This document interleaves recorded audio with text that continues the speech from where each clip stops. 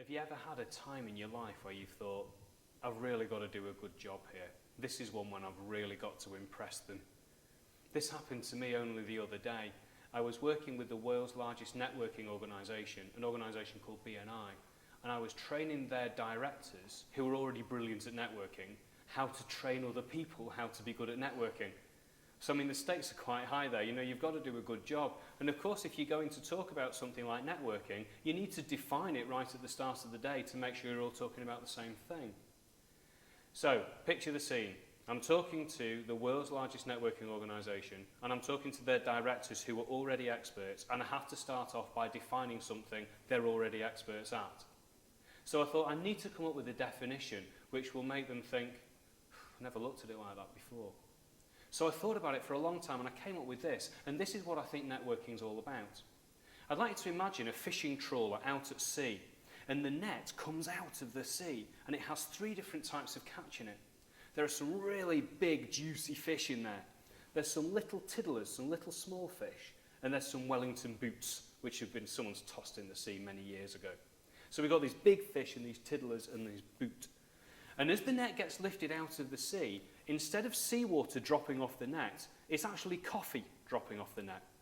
And the coffee is dripping down and it all ends up in a coffee cup. Now, that's probably not the definition of networking you were expecting. It's certainly not the definition they were expecting. Let me explain what I mean by this. When you network, when you go into a room, it's very much like being thrust right into the middle of this net. Around you, you've got these big fish, and you've got some little fish, and you've got some Wellington boots.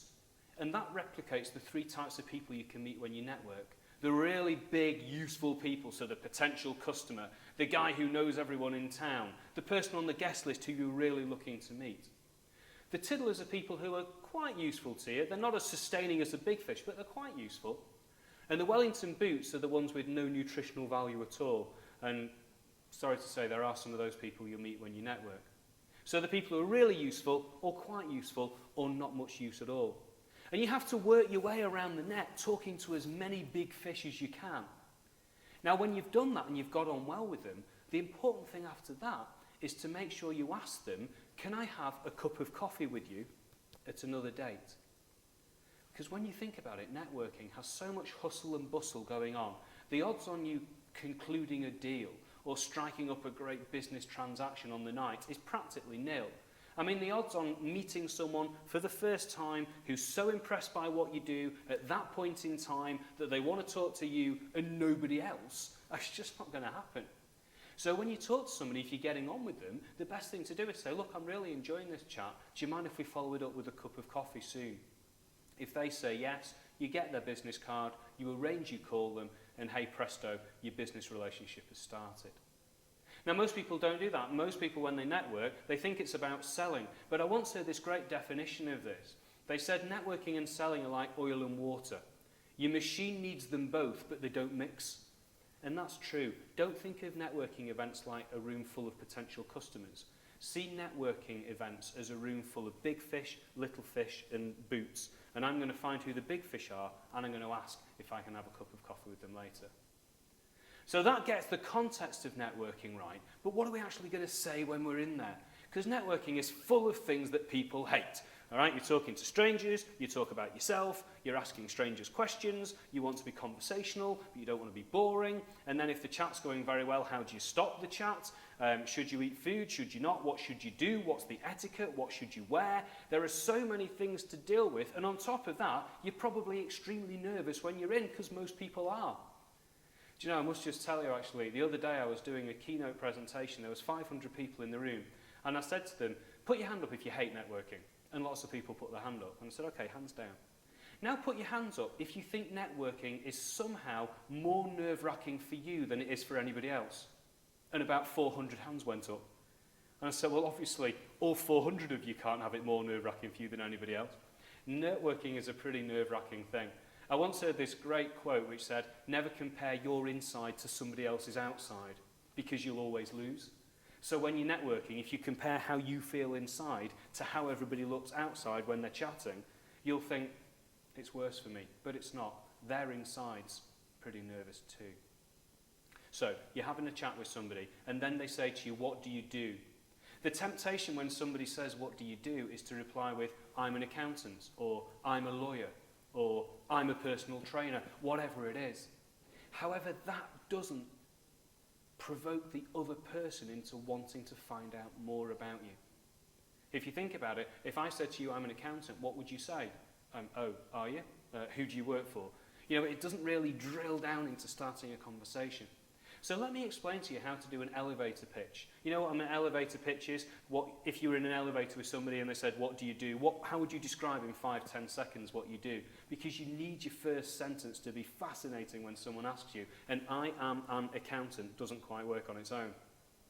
The simple way to do an elevator pitch is to contain 3 different things. Number 1 is the word I.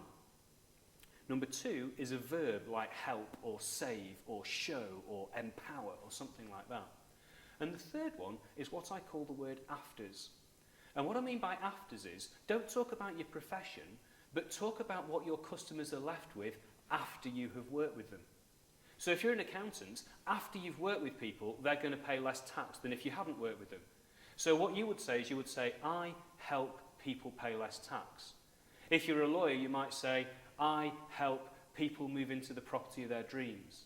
If you're a personal trainer, you might say, I help people become more attractive to the opposite sex. Whatever it is, it doesn't matter, but it's so much more engaging. In the old days, before I discovered this and before I thought it through, I used to say, I'm a trainer. And people would say, in what? Personal trainer? Fitness trainer? Communications trainer? In what?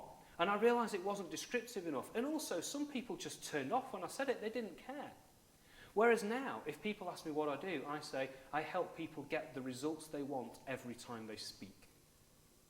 Now, if I was to say that to you, how would you reply? I guess you'd probably say, well, what do you mean? And straight away, we're talking about me.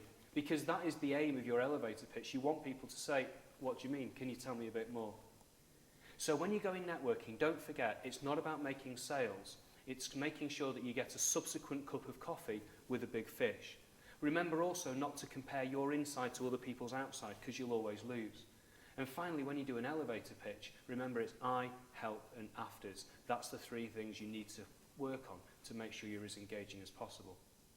Now, we're only scratching the surface with networking here. Networking is a very complicated topic. But as you can see from this podcast, if you have simple little ticks to make sure that you can do each of these steps, it's actually not too bad at all. My book, The Jelly Effect, is full of tricks like this. Simple things to which group should you approach and which shouldn't you? What should you say to someone to start a conversation? How do you find out if they're a big fish or a tiddler or even worse, a boot?